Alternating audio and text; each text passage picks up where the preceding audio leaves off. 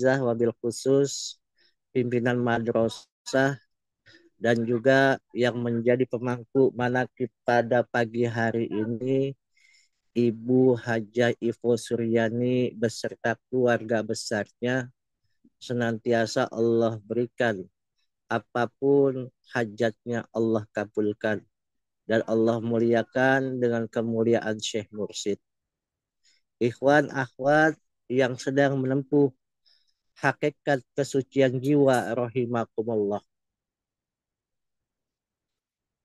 Ruh atau hati atau qalbu merupakan awal tempat terkaitnya roh pada jasad. Ia berasal dari Allah dalam keadaan suci bersih. Maka hendaknya ketika kembalinya roh tersebut kepada pemiliknya harus dalam keadaan yang suci juga. Karena kesucian jiwa yang terpancar melalui akhlak, budi pekerti pemiliknya adalah pokok diturunkannya semua para anbiya mursalin dari Nabi Adam alaihissalam sampai kepada Nabi Muhammad sallallahu alaihi wasallam dan seluruh para sahabat tabi'in wa tabi'ahum serta sampai kepada aulia Allah dan khususnya Syekh Mursyid yang sudah berjalan sampai saat ini yaitu Syekh Mursyid yang ke-38.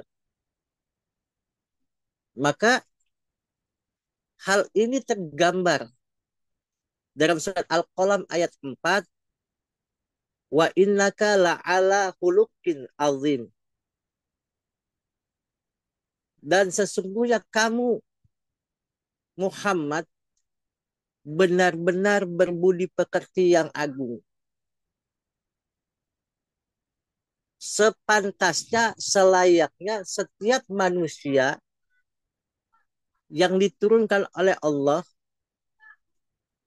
dari alam rahim masuk ke alam dunia, mereka bertindak, berakhlak, berperilaku sesuai dengan apa yang diajarkan baginda Nabi, khususnya untuk kita semua, apa yang sudah disampaikan, yang sudah dicontohkan oleh guru agung kita, Pangreksa Abah Aus.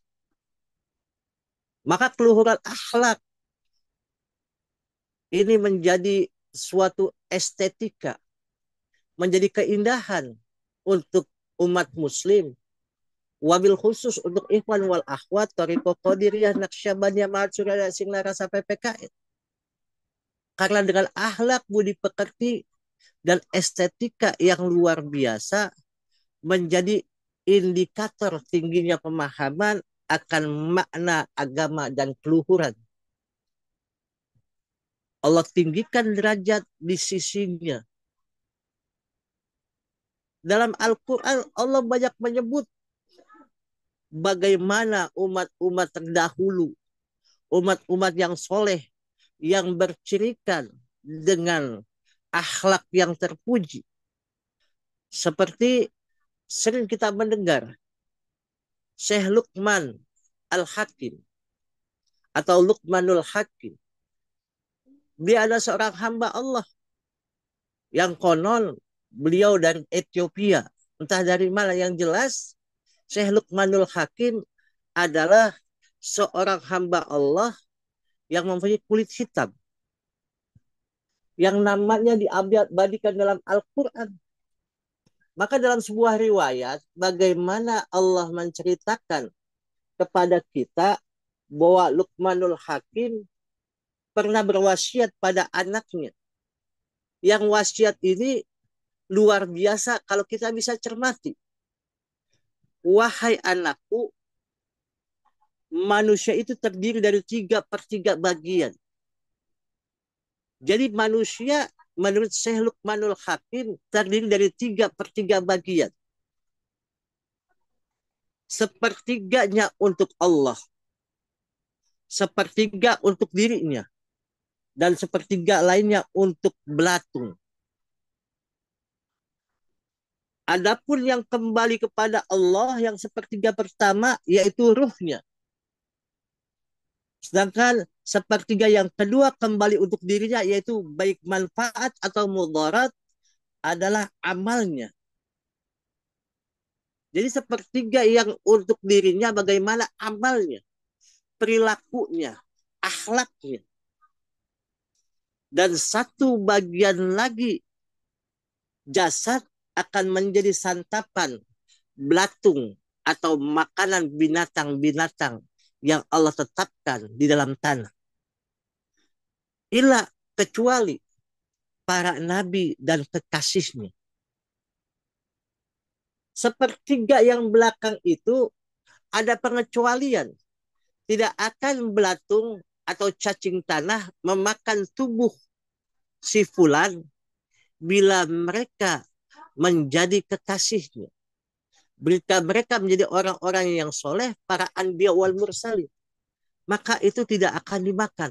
Maka manusia terdiri dari tiga bagian itu, bagaimana memfungsikan bagian dari tubuh itu. Sepertiganya pasti untuk Allah. Karena ruh itu akan kembali kepada Allah. Dan setiap barang-barang yang kita makan, barang-barang yang kita santap, barang-barang yang kita lihat dengan mata kepala kita, dengan tangan kita memegang, dengan kaki ini melangkah, itu sepertiganya bagaimana manusia itu bisa mengamalkan. Maka guru kita mengajarkan ilmu amalia, amal ilmiah. Ilmu yang harus diamalkan, amal yang harus diilmiahkan. Biar jangan sampai terjadi hal-hal yang menimbulkan fitnah. Maka ilmu yang diamalkan setiap manusia, setiap sudah belajar untuk mereka mencari ilmu, tolabul ilmi, maka mereka harus mengamalkan ilmu. Kalau ilmunya tidak diamalkan akan membakar dirinya, akan menghancurkan dirinya. Maka ilmu itu harus diamalkan. Dan mengamal pengamalan itu harus juga bisa disampaikan secara baik agar manusia dalam mengamalkannya tidak melanggar syariat Islam, tidak melanggar apa yang tidak diperintahkan oleh Allah. Maka ini pentingnya. Maka Syekh Luqmanul Hakim mengatakan seperti itu. Bahwa manusia dari tiga bagian dan tiga bagian itu yang pertama untuk Allah, yang kedua untuk dirinya amalnya, yang ketiga untuk jasadnya. Maka dari yang tiga diwasiatkan oleh Syekh Luqmanul Hakim kepada anaknya menjadi hal yang paling penting ialah mengenai sepertiga yang akan kembali kepada Allah yaitu roh kita. Karena roh kita akan kembali padanya. Akan mempertanggungjawabkan segala manfaat dan kemudaratan yang pernah dilakukannya selama hidupnya. Yang efeknya ruh inilah yang benar-benar harus kita jaga. Ruh inilah yang harus benar-benar kita rawat. Salah satu upaya kita untuk memurnikan ruh kita dengan mempelajari ilmu tasawuf.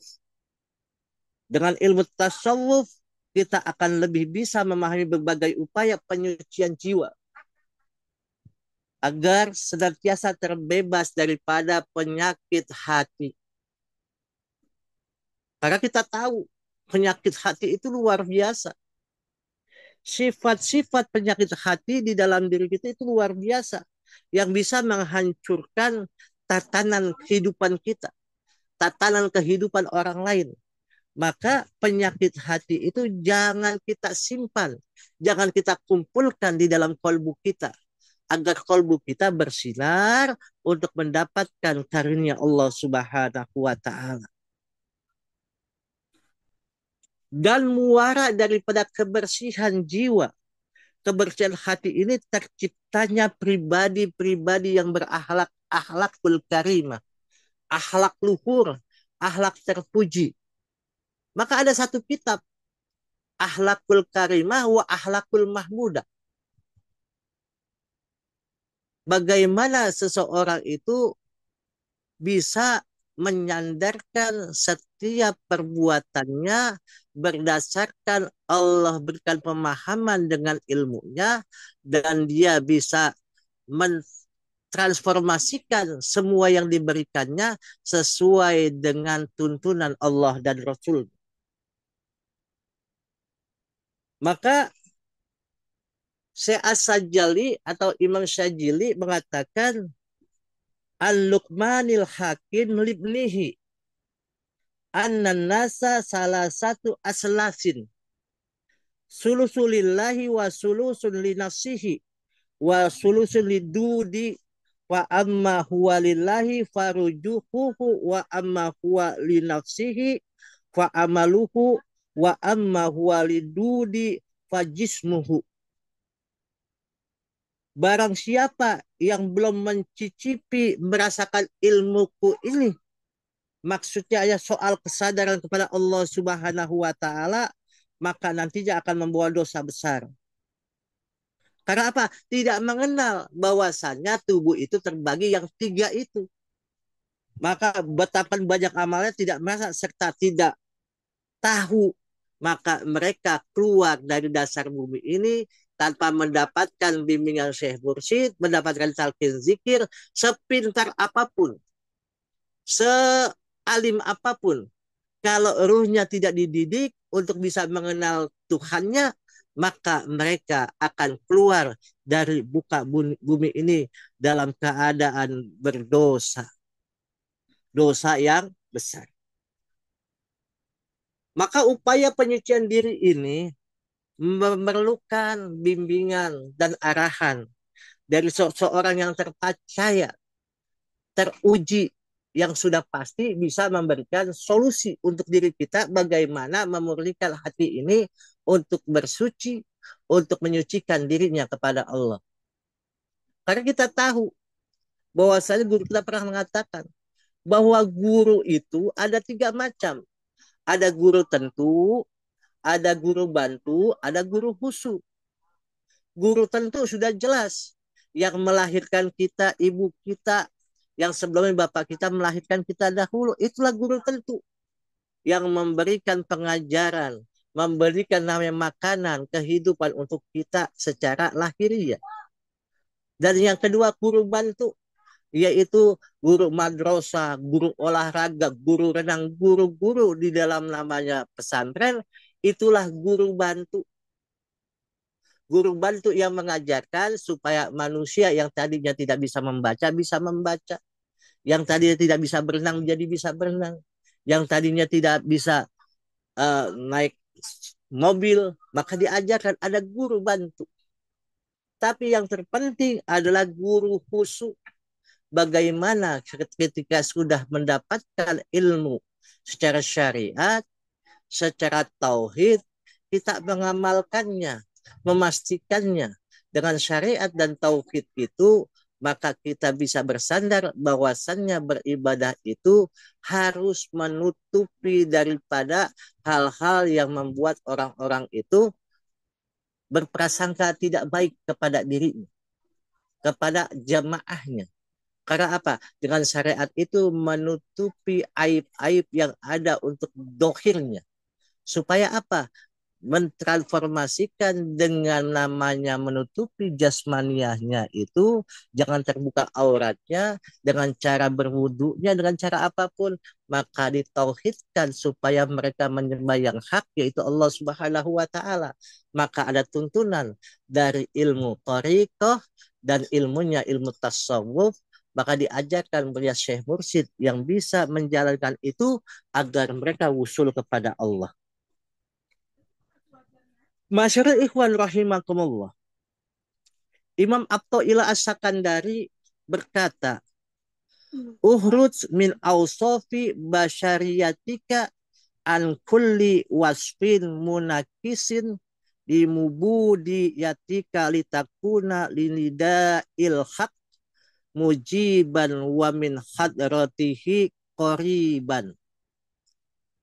Keluarkanlah dan hilangkanlah dari sifat-sifat kemanusiaanmu, semua sifat yang menggugurkan penghambaanmu kepada Allah, supaya menjadi orang yang menyambut dengan sempurna atau panggilan Allah dan dekat dengan hadiratnya.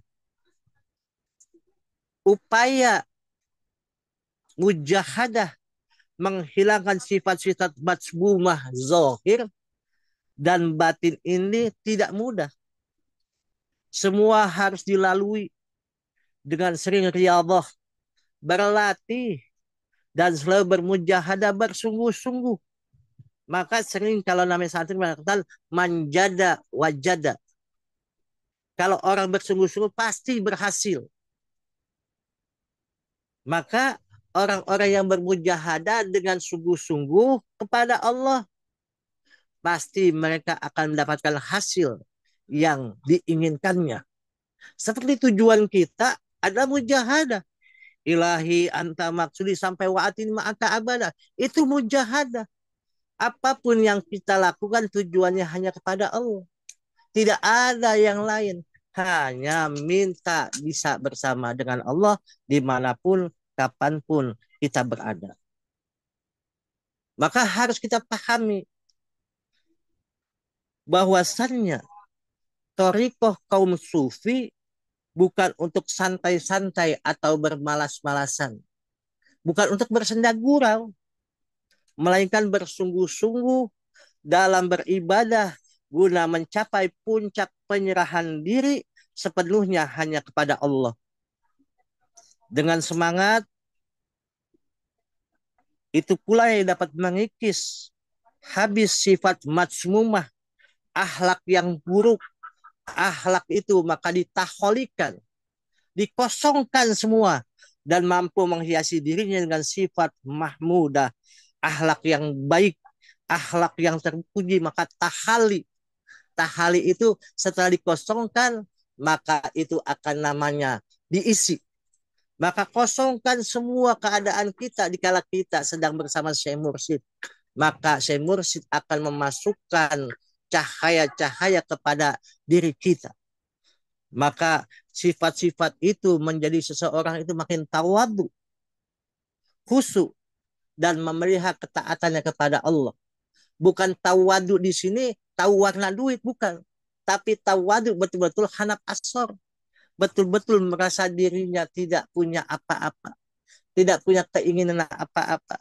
Hanya pingin ikut kepada gurunya. Itu yang menjadi tujuan kita. Seperti cintanya kita kepada Syekh Mursyid saja. Bagaimana kita lihat perjalanan sahabat Nabi Nuaiman.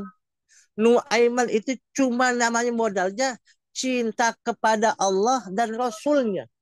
Walaupun sering melakukan perbuatan-perbuatan di luar logika kita, melanggar syariat. Sampai sering bermabok-mabokan. Sampai Nabi pernah mencambuknya sebanyak 40 kali. Walaupun bermabok-mabokan itu, Nabi katakan diderak dicambuk 60 kali. Tapi Rasulullah mencambuk 40 kali. Maka deraan kepada orang-orang yang namanya meminum khamar, itu minimal adalah 40 kali sampai 60 kali. Itu. Tapi saking cintanya sahabat Nabi Nuaiman, maka Nabi pun mencintai. Maka dari sekarang, jangan kita mengatakan, bagaimana, kenapa Abah begini. Ikut saja, sami'na wa a'to'na. Supaya kita bisa dijalankan, disampaikan ke hadapan Allah Subhanahu wa Ta'ala. Semoga dengan hal ini kita makin kuat, makin kokoh, makin bersemangat dalam kita beribadah kepada Allah. Sesungguhnya tidak ada yang bisa menyampaikan diri kita kepada Allah kecuali hanya orang-orang yang sudah diberikan kemampuan, yang sudah teruji, yang sudah dibersihkan hatinya, dan diberikan jalan-jalan petunjuk dari Allah, agar mereka bisa membawa orang-orang tersebut usul kepada Allah. Maka kita bersyukur kita punya guru yang sudah memberikan kita pencerahan kepada kita baik lahir maupun batin, dan bisa mengantarkan kita ke hadapan Allah Subhanahu wa Ta'ala. Berkah semuanya, segalanya, selamanya. Wallahul muwafiq ila aqwamit thoriq. Wassalamualaikum warahmatullahi wabarakatuh. Waalaikumsalam warahmatullahi